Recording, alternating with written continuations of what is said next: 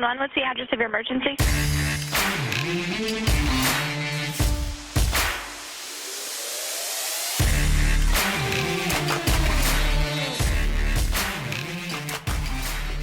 Cruise down evacuation, if you need a gurney, we can get you a Ramses gurney. My name is Amy, and I've been a dispatcher for almost 3 years. So my name is Christopher Luciano. I've been a dispatcher for 6.5 years now. I'm Lisa Brown. I'm the Police Services Manager for Emergency Communications. My grandpa was actually a dispatcher as well, so I kind of knew a bit from that. I have friends who are even nurses, so they definitely understand the shift work, the 24/7 on-call, late nights, graveyard, early mornings. The thing that I see them struggle with most often is the fear of failing.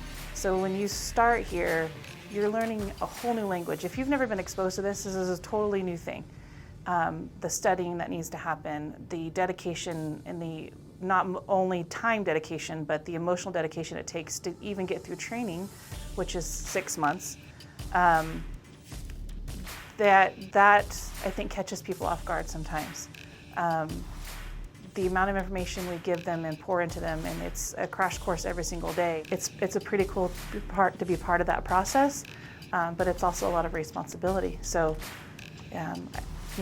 someone who does this job has to be able to carry that load or that weight on their shoulders. It's incredibly important to work as a team. The people that I work with are phenomenal.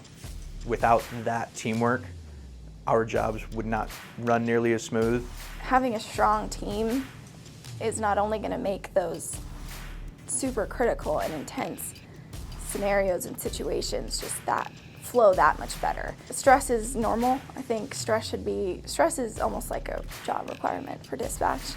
You're going to be stressed, not every day, but how do you handle it and manage it, and can you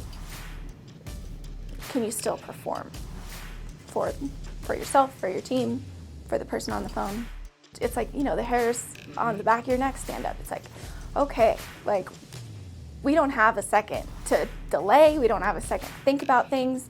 You just got to do it. And that, I think, that's what grows over time, is the confidence. You know what you're doing. You love what you do.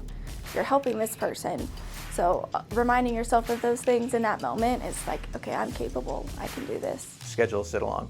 Come to the department, call in, whatever it is, and come and sit with us for an hour or a day or whatever it is, and get to see what it is that we actually do. We have a lot of fun. I love being here. I love being in the department. I feel like I matter here. People know me. I'm not just a voice on a radio. People know my name too, just like I know their name.